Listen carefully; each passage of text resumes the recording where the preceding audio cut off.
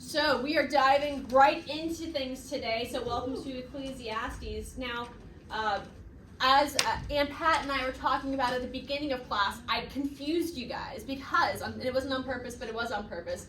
I split up chapter 3 into 2 sections, and this is going to be a theme throughout the rest of our studies. They are going to see that we're going to split chapters and we're going to connect sections together.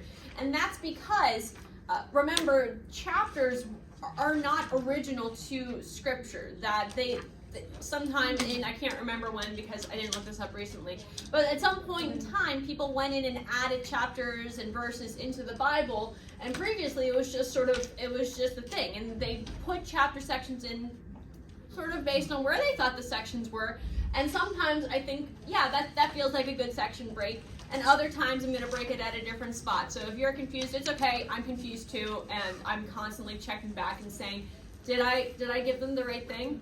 I don't know. So if you find that that's you, it's okay. We're all in this together. So we're doing a bit of a recap. Chapter 3, verses 1 through 15. The theme of the entire section is that God is sovereign over every time. Kohelet is recognizing God's sovereign rule. And while conventional wisdom says, hey, we humans, we have the ability to make our own fortune, Kohelet is recognizing, no, God is the one who makes the lasting impact. And we talked about how that's both humbling and encouraging. If all of human history and all of our experiences are sort of the train of life, God is the conductor. And so nothing happens that's outside of what he allows or decrees. He has the grand plan. You guys know I like to talk about the tapestry, God's grand tapestry of salvation and of redemption history. He's got it all worked out, and so he will get the train to that intended destination. And so we have to think about what is our response to that knowledge, and there's sort of 3 areas that we should be responding in. First of all, fear. And we talked about how James explains in chapter 4 of the book of James, we ought to walk each day looking for God's threads and looking to see, well, I'm not just going to, in arrogance, say, I'm going to do this or I'm going to do that, but recognize, oh, no, I'm looking to what he's doing and I'm going to respond in humility to that. How is God moving? Also, we have great peace because of this knowledge. There's great comfort to be found knowing that God is perfectly capable of weaving together the threads of even things like evil choices, gross negligence, and total miscalculations. And it's really comforting to know that I am not capable of derailing God's train, because some days I really get bogged down by the weight of my sin and regret over mistakes that I've made, and it's profoundly relieving to know, okay, I don't have the power to break the world. God's going to get his plan into effect. He's going to make it happen. And so there's also peace in sort of recognizing, okay, I'm going to accept this lot, this whatever God has allotted to me. There's some things that we can change, but there's some things that we can't. And while it can take wisdom, time, and effort to sort of discern exactly, oh, I thought this was something that I could change, but at least for right now, it's not. This is something that God has placed into my life. And so once we're at that point of acceptance, there's a whole lot of anxiety and frustration that you can just sort of take and just dump into the trash can, because you're like, this is where God has me for right now, and I'm just going to lean into what God's doing. He's weaving even those frustrating and hard circumstances into his plan. And speaking of that plan, our sort of final response here is engagement. God didn't have to choose to incorporate us into his plan. But as crazy as it is, God invites us into relationship with him and participation into establishing his kingdom. Each day, we're in a time, whatever that time is. And there's business that we're about and maybe busyness that we're about. But each day we have real choices. Will we rejoice in the good gifts that God has given us and commit the work of our hands to him, asking him to make it a beautiful part of his plan? Will we choose to do good, as Kohelet recommended us in that Enjoy Life refrain, to do good, or not? And so in this next section, the end of chapter 3, it seems to both wrap up chapter 3 and pivot into the topic of the beginning of chapter 4. We did run over time last week anyway, so I felt so justified. I was like, oh, I chopped it off at the right spot. I'm like, could you do it all together or not? It's okay. It was clearly God knew. He was like, look, Mariah, you're going to go along. Just put it with chapter 4. So let's take a look at the overall structure just briefly, because remember, we looked at chapter 3. We talked about here there's a time for everything. We asked the question, can humans gain? We have the two God's eternal perspective centering on that enjoy life refrain, leading to God is the one who accomplishes. He's the one who establishes that lasting impact. And so we turn even those everyday things over to him. And so now we're closing off the section with a time for justice. And again, that's going to launch us into chapter 4 as well. So hold on to that. Let's dive right into the end of chapter 3. Moreover, I saw under the sun that in the place of justice, even there was wickedness. And in the place of righteousness, even there was wickedness. I said in my heart, God will judge the righteous and the wicked, for there is a time for every matter and for every work. I said in my heart with regard to the children of man that God is testing them, that they may see that they themselves are but beasts. What? What's going on? All right. So we have Kohelet observing there is some injustice. It occurs where especially it shouldn't be, and this makes him angry. And I want to again point out that this is under the sun. I don't know about you guys, but I have seen and experienced quite a few things in even my short little life where I was like, that is unjust. That is not fair. Whether it was something that happened to me or something that I saw on the news, there are things that happen that are just not right. Even just over the last few years, there's been an increase of pro-life protesters who have been arrested. I just saw this pop up this last week. There are over a dozen pro-life protesters who are facing sentences of over 10 years in prison for the great crime of standing outside of an abortion clinic, praying and singing. Over 10 years in prison. And at the same time, because of the Dobbs v. Jackson ruling, which overturned Roe v. Wade, over 50 clinics across 24 states reported violent attacks, including graffiti, broken windows, and even being set on fire. Those are pro-life clinics. Pro-life clinics. And how many people have been arrested? 4. They haven't even processed their cases yet. They're just sort of hanging out. They're like, oh yeah, look, we're doing something. We have charges set for some people. And then we have all these pro-life protesters who are being 10 years! Anyway. It's unjust. It's unjust. In the place of justice. Now, obviously, anytime injustice occurs, it's distressing. But as the example said, where do we most hope to see, and where do we most expect to see justice administered? In the courts, right? Now, remember the context here. In our day and age, when we think of our courts, we think of our government structure and how there's an executive branch, there's a legislative branch, and then there's the judicial branch. And so we have our power sort of all split up. We don't really think of our president being in charge of justice. We think of it like, theoretically at least. It's a step or two removed from our president, the main one who's in charge. But in Kohelet's day, who was the person who was the person in charge of doling out justice? The king. The king. Now, this is especially interesting whenever we think of the fact that some people attribute the author of the book to Solomon. Now, if Solomon is the king and the one in charge of justice, does it make sense that he would sort of look around and be like, and then I saw injustice being done under the sun, in the place of justice, in the courts, which are under my control?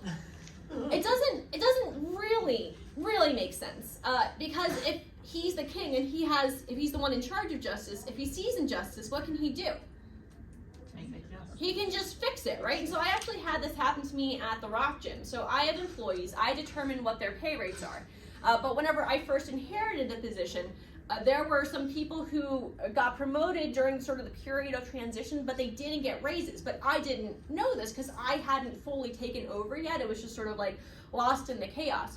And then I was going back through and there was something that I was checking and I was like, this doesn't add up. This isn't fair. Like, these people are head coaches, and they've been a head coach for like half a year now. Half a year! And so instead of like complaining and saying, oh my gosh, this is unjust, what did I do? I gave them raises and then backdated the pay to that so they got a bonus for the time that, so I just fixed it. I just fixed the problem, right?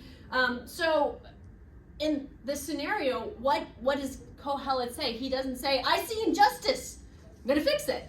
No, he says, God will fix this. And he says, hey, people who are doing injustice, your time is coming. It sort of extends that time home, and Kohelet recognizes that there is a time for justice. And so God will eventually dispense justice, though it doesn't seem like it will always be in the timing that Kohelet would prefer. He wants to see that justice happening now, but it's comforting to know that, okay, the justice is coming someday, but it's still frustrating and disappointing especially for those who are facing the injustice, to say, well, it's nice to know that it's coming someday, but right now this is pretty terrible. Now, this launches us into verse 18, which quite frankly kind of throws you for a loop, because you're like, I said in my heart with regard to the children of man that God is testing them, that they may see themselves are but beasts. And you're like, that came out of nowhere. So let's look at the next few verses and see if they can help us make sense of what's going on here. For what happens to the children of man and what happens to the beasts is the same. As one dies, so dies the other. They all have the same breath, and man has no advantage over the beasts, for all is hevel. All go to one place. All are from the dust, and to dust all return. Who knows whether the spirit of man goes upward and the spirit of the beast goes down into the earth? And so we ask the question, what happens to all? Everybody dies. Yeah, we all die. We all die. There's lots of poetic language. There's lots of parallelism. We even have an allusion to Genesis and the creation of Adam to emphasize the point that we all die. And just a brief note here. So the statement in verse 21 is not intended to be a pronouncement of whether or not there's an afterlife. We see clearly, and especially at the end of the book, that Kohelet does believe in God's judgment after the grave. So we know that he has a conception of afterlife, that there's something that extends beyond the grave. But instead, what he's emphasizing here is the appearance of uncertainty from an under-the-sun perspective. So think about it. Whenever your dog Fido dies, right, he stops moving, his body decays, and then you don't see Fido again. Right, so Fido's gone, you don't see him again. When Grandpa dies, what happens? He stops moving, his body decays, and you don't see Grandpa again for the most part, right? Except for, Jace's story the other day of the guy who came out of the casket. You're like, oh, saw him again. But for the most part, you don't see people again. And so there is nothing from a limited human perspective that allows us to see that there is any difference in destination beyond the grave. It's from that under the sun perspective, there is no discernible difference. And so we see, especially, we see that for what happens, there's a connection between the death that he's referencing and the injustice that he's referring to. Kohelet is trying to make a point using both of these things in tandem. So what lesson is he teaching us? Let's look at some key verses again. So I said in my heart with regard to the children of man that God is testing them, that they may see that they themselves are but beasts. For what happens to the children of man and what happens to the beast is the same. Who knows whether the spirit of man goes upward and the spirit of the beast goes down into the earth? The injustices that we exchange, because let's be real, even the people who are most well-intentioned don't always get it right. Like, you don't have to be evil and going about things with evil intent to get it wrong.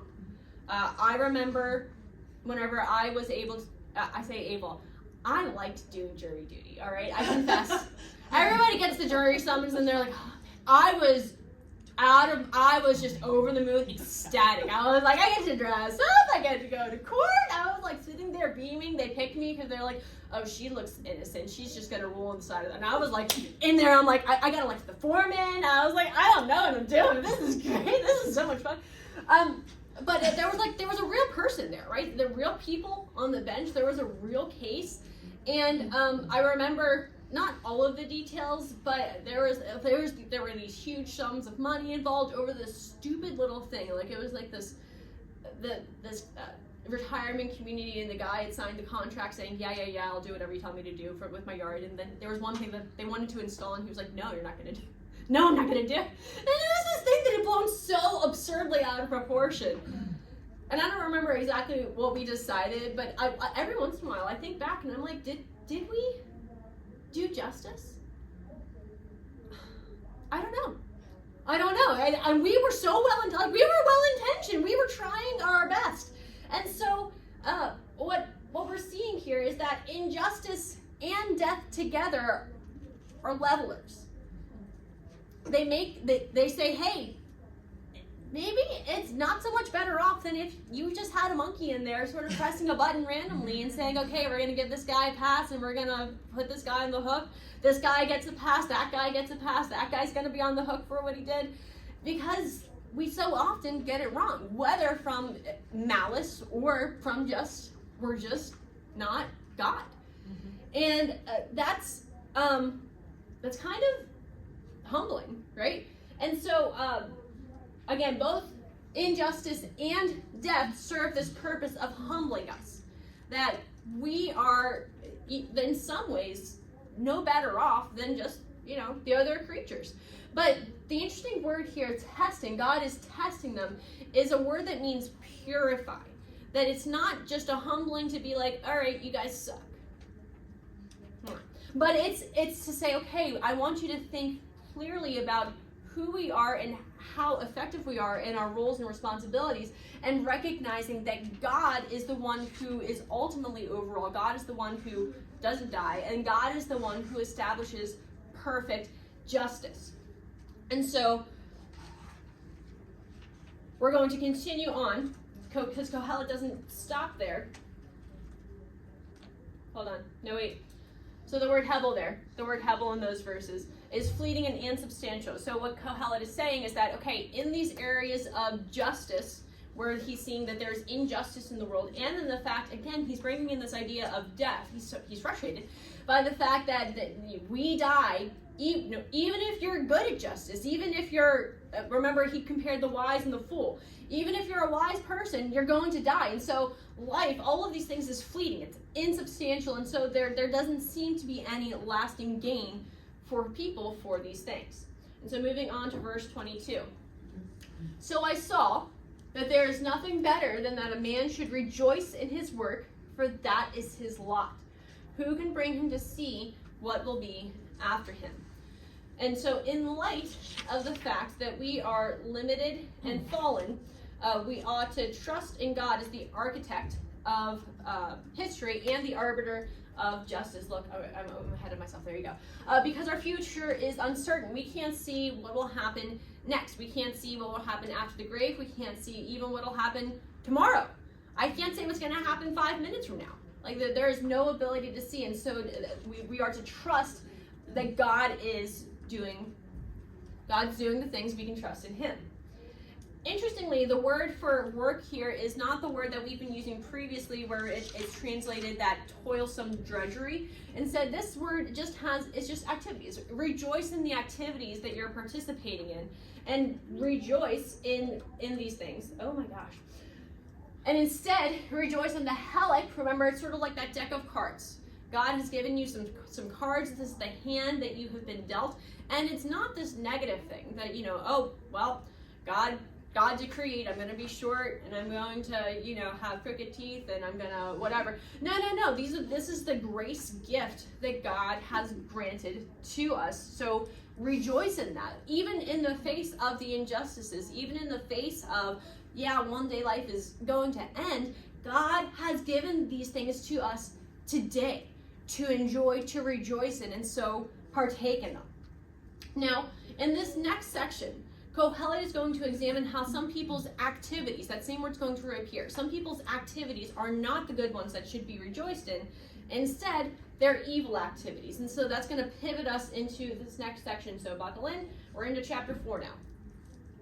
Again, I saw all the oppressions that are done under the sun. And behold, the tears of the oppressed, and they had no one to comfort them.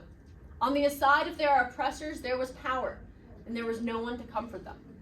And I thought, the dead who are already dead, more fortunate than the living who are still alive. But better than both is he who has not yet been and has not seen the evil deeds that are done under the sun. Then I saw that all toil and all skill in work comes from a man's envy of his neighbor. This also is Hevel, and is striving after wind. And again, we see that there is oppression under the sun. There we go. And again, if this was Solomon who is writing, then this seems out of place. So again, just something to think about as you're thinking through your assigning of who's the writer of Ecclesiastes. This seems a little bit out of place here. But so he says, I observed again injustice. So we have that theme of injustice being tied in here, and he's upset about it. Now, interestingly, the phrase, I thought the dead who are already dead more fortunate than the living who are still alive, is literally translated, I congratulated the dead who are already dead more than the living who are alive. And this just floored me. He's like, congratulations, you're dead already, well done. This is better, all right? It's better for you. And it's a little bit shocking. But so what? Why is he congratulating the dead? Kohelet is deeply, and I might add appropriately, troubled by evil and oppression. And this is a recurring theme in Ecclesiastes. Kohelet is not okay with the injustice that he observed, regardless of the situation. Now, this particular situation is particularly grievous because those who are oppressed are alone in their distress. And Kohelet is observing this, and he says this is a grievous situation. And because of how much they're suffering, he says, you know what? It's better to be done with life than to live in pure misery. Now, while there's probably some hyperbole, some exaggeration going on in here, right? So Kohelet is using drastic language to make a point. But I think that he's probably also grasping at some sentiments that perhaps not all of us have felt, and certainly not all the time. But there's this quote from the Navigator study that says, evil is as tyrannous as death itself, and even more tragic. The impermanence of life is sad enough, but its wrongs can be unbearable.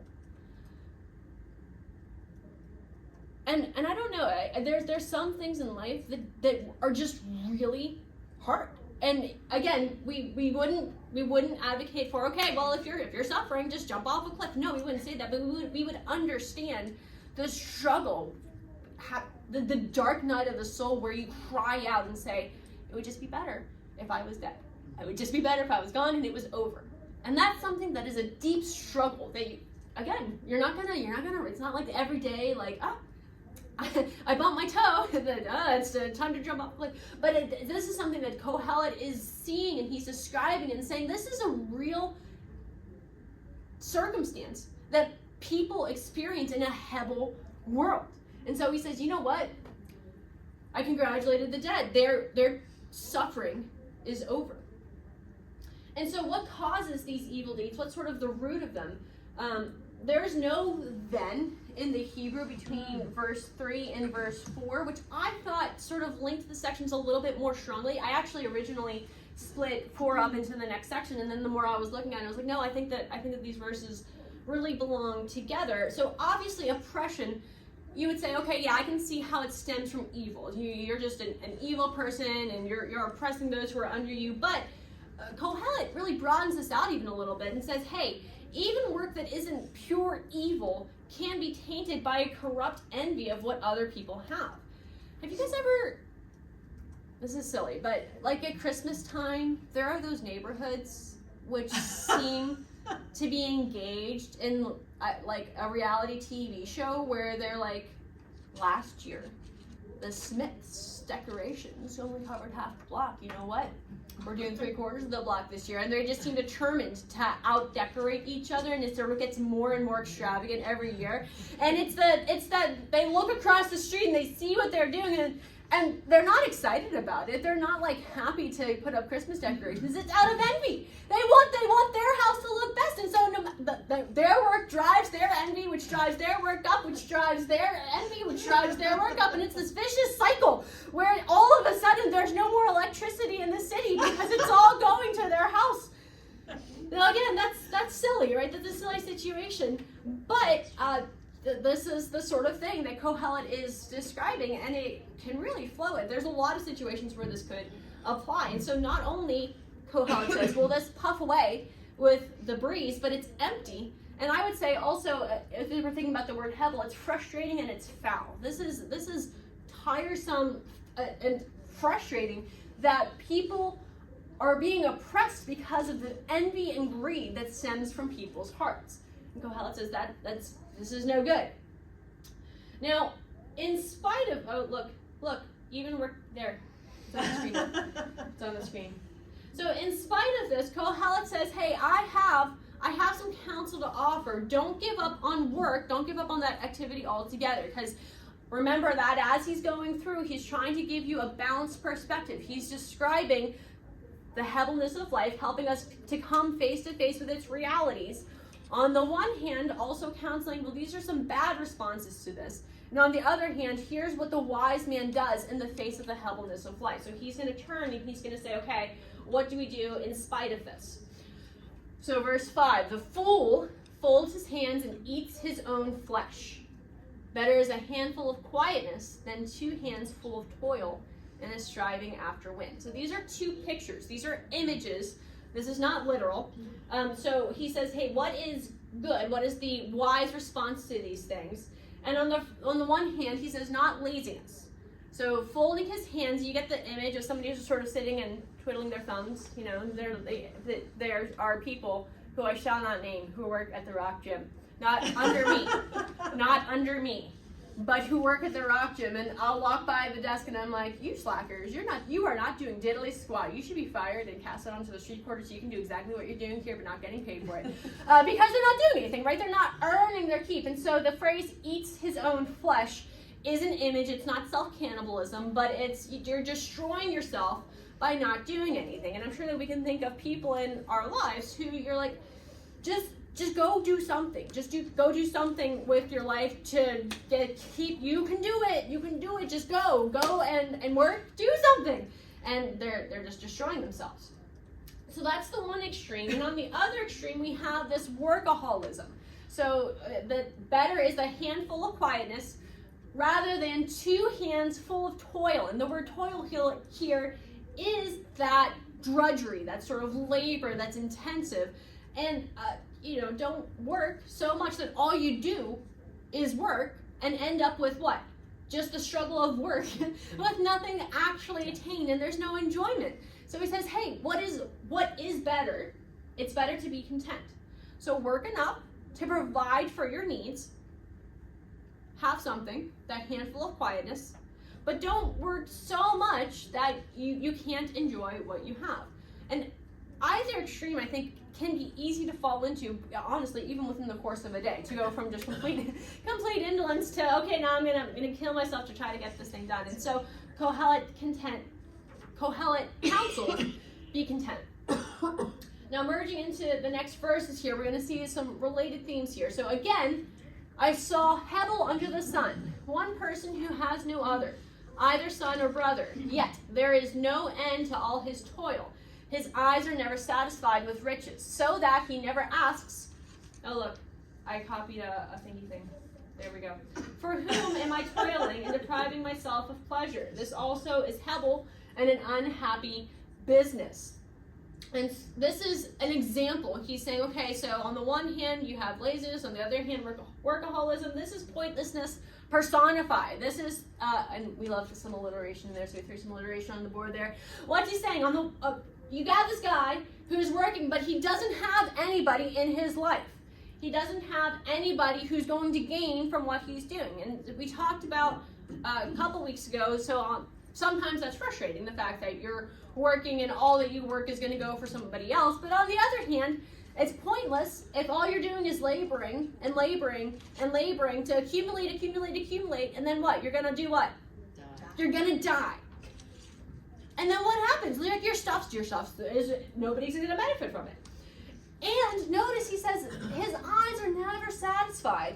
He never asks, for whom am I toiling and depriving myself of pleasure? He's not taking, this word pleasure is good. I'm not rejoicing in the good things of life myself.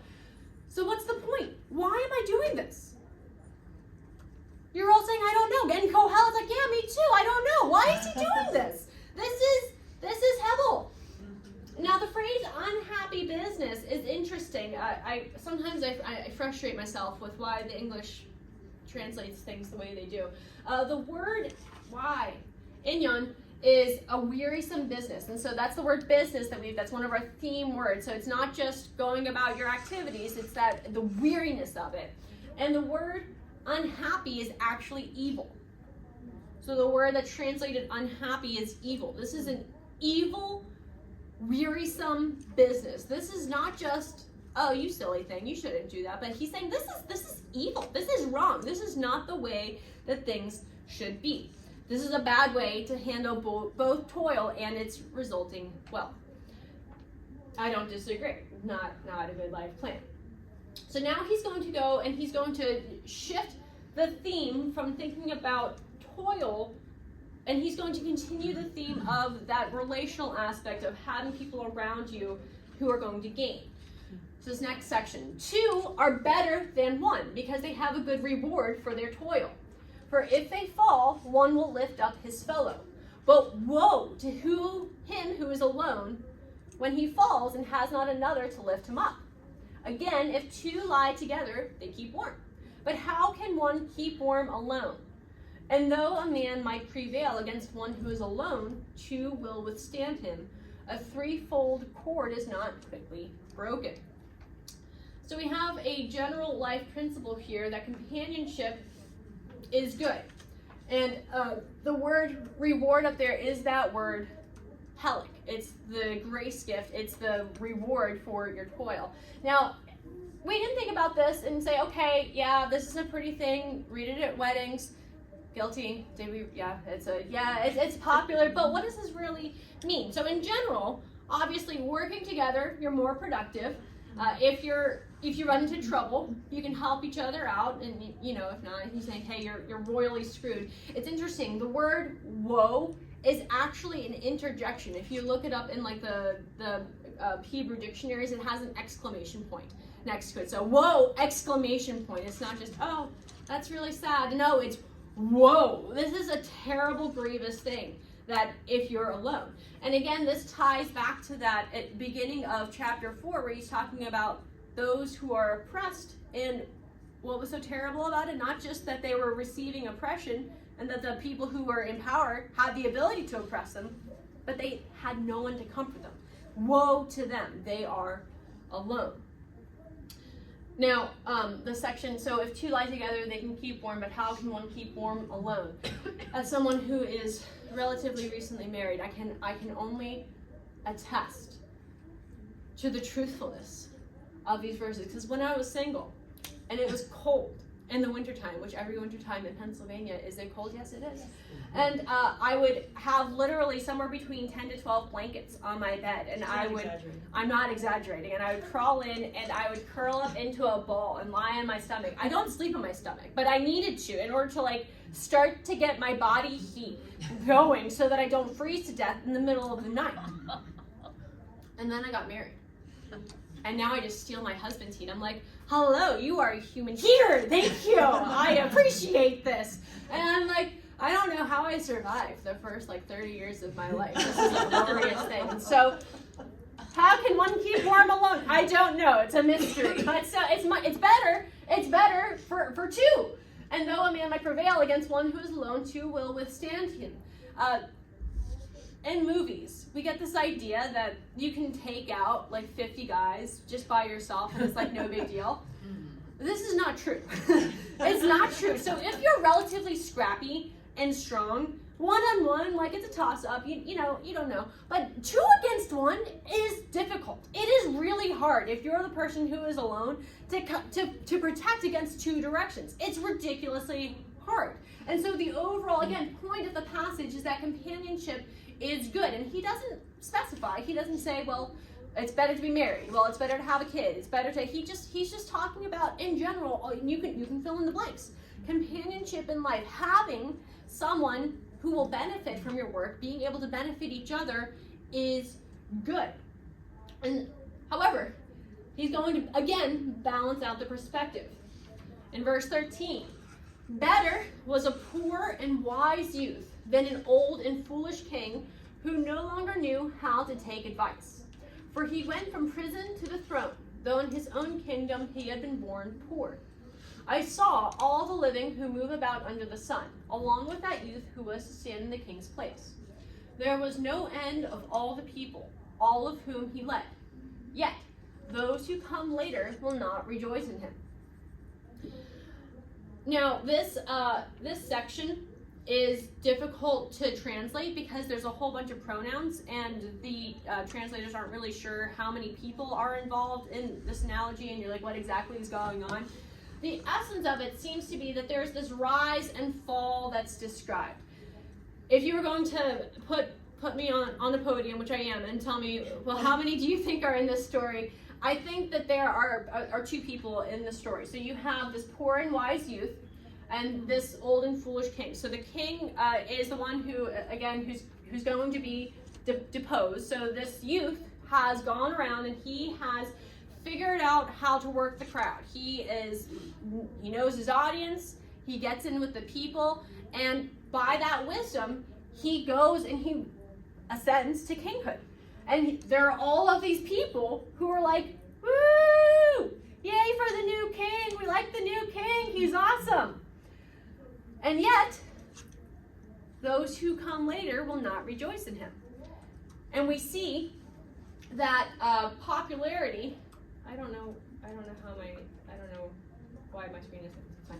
Popularity is fleeting. So he says, surely this also is Hebel and is striving after wind. So companionship, having people in your life, having people alongside you is good, but don't rely on it too much, because even the popularity of whole kingdoms can fade away. And all of those people who were standing beside you may one day abandon you. And Kohelet says this is fleeting, this is futile, perhaps this is something that you can't grasp, this is something that you can't depend on. Again, this is one of those things that is not good to have as a goal for your life in and of itself. And so as we sort of wrap up the entire section, so we have really these ideas that are paired. We have that there's a time for justice at the end of chapter 3. And from the beginning of chapter 4, oppression exists. It's often because of envy and greed. So we have, again, those two things sort of paired off together. Leading into the next paired items, we have this balanced view of work presented. On the one hand, don't be lazy. On the other hand, don't extend yourself so much that you're not able to enjoy it. And then we have that example of somebody who does have that unbalanced view of work. I don't have anybody, it's all for me, but I'm not going to enjoy it. But I'm not going to enjoy it. Again, we said it's pointless. It's just pointless. And then, sort of responding to that, we have the benefits of having that person who's walking through life with you. And yet, an example of why having many people by your side isn't always all of that and a bag of chips. And so his conclusion is, you know what? For all of these things, it's short-lived, it's insubstantial, and it is not good to set them as the goals of our life. And so as we think about our application, because you think of it, you're like, oh my gosh, that's so much. There's so many things to think about. I would encourage us to think that, first of all, it's from that under the sun perspective, right? So Kohelet is examining these things in the light of human experience. What is he observing under the sun? But he does cover all of these things: the unfairness of injustice, good and bad attitudes about work, the benefits of friendship, and the folly of popularity. And as we walk away, I would encourage you to think, which area in my life is most relevant? What things most strike a chord with me today? Because probably, like, some of these things are going to be kind of relevant, and you're like, oh yeah, I can make application all the way over there. There are some friends in my life that yeah, they're kind of fading away. But you're sort of avoiding, there's this thing inside of you that you're like, oh no, I'm not gonna think about injustice. We're just to pretend like that's not on the screen. And I would encourage us to take the time to sit with these concepts this week and allow the Spirit to guide our heart to the area of application that He wants to address. And so as we lead into next week, the reflection of this week's material, see, I doubted myself. Did you see the doubt flash in my head? I'm like, that's wrong. That's wrong! It's not. It's right. Reflecting back on end of chapter 3 and all of chapter 4 is the checkpoint and the hit the trail. And then looking forward to next week is chapter 5, part 1. So chapter 5, verses 1 through 17, if you want to do an early preview of that. I finished in times. Woo!